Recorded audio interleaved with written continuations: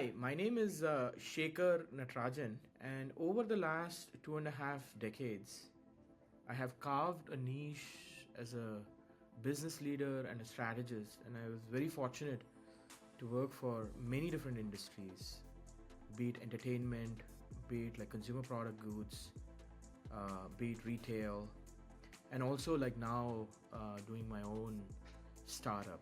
Um, Over the last 2.5 decades, I had the privilege of turning the tide in favor of innovation and bringing strategic foresight into these industries that I had the good fortune of working for. Today, I'm going to share some insights into how to see the unseen, because it's blindingly obvious in the front of our eyes and we sometimes just like don't see it.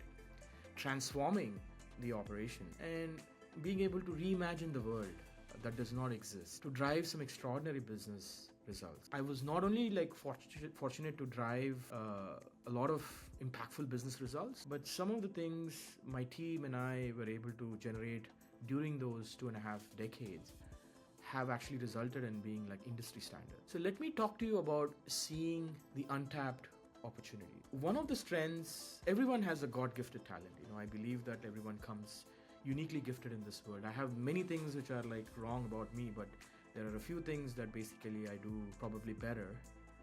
One of those happens to be really seeing the untapped opportunities. Basically, this has been the hallmark, and it's kind of like I've been a protege of the industry that I worked in. When I was working for CPG, it was going through a transformation, and basically like I was able to transform that industry for the new reality.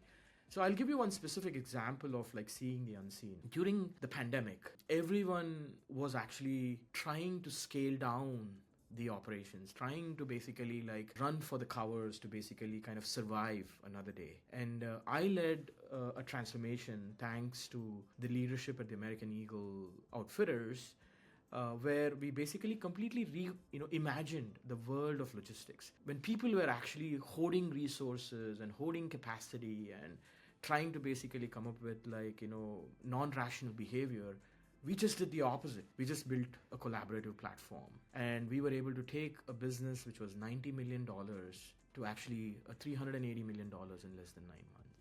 And all of this was primarily because we were trying to control the narrative.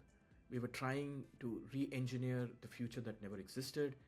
And we were trying to position ourselves from a position of constraint to a position of growth. And that's sort of the mindset I'm talking about. The second point is turning the ordinary into the extraordinary. I am a big believer of Sam Walton. I had the good fortune of working for Walmart, one of the greatest companies in the world, and probably is still the most admired company when it comes to basically the leadership it actually. And one of the core principles of Sam Walton was to take the ordinary and convert them into extraordinary, be it people, be it ideas, and everything that comes around. So my approach to transforming businesses is like at the very essence using these values. As I said, you always become the protege of the context you belong. A prime example of this is basically like I was able to reimagine the e-commerce operations. E-commerce was at growth.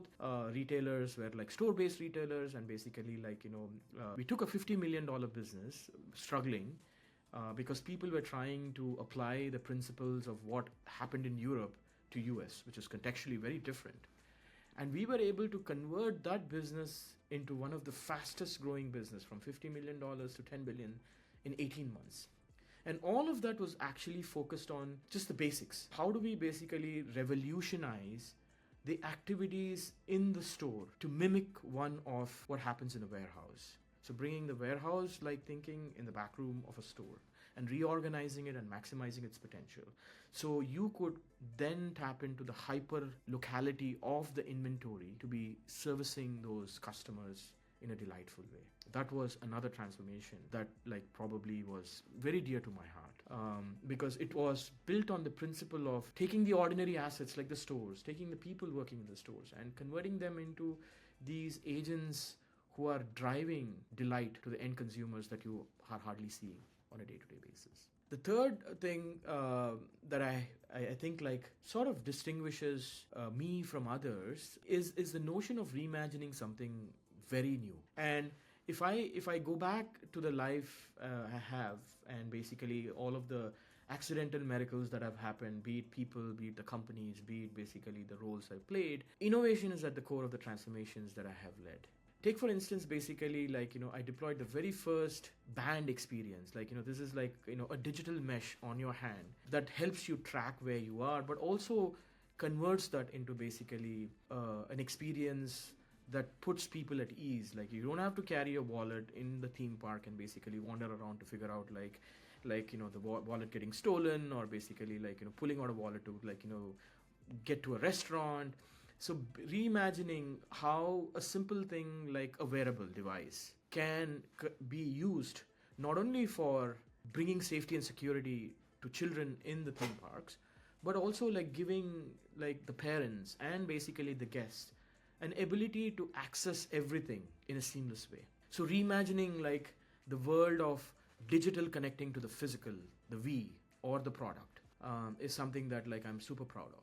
Many have asked me, why did I leave the cushion of a big corporation and start this journey, which is such a topsy turvy every day? No day is the same, no minute is the same, no 2 weeks are the same in a journey of an entrepreneur. The reason why I did this is I have strongly believed to make a social change, someone needs to be the catalyst. And for me, the catalyst has been my son, who's like 5 year old.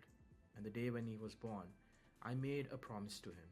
I made a promise to him that basically I'm going to leave a world where he doesn't have to struggle to find resources. And he doesn't have to go live on Mars to figure out like how to basically live happily. I wanted to leave a better place in Mother Earth. And the best way to do this is to be able to take all of the knowledge that I have, all of the blessings that I've accrued, and all of the experiences that I've had working for these great companies, and put it to practical use.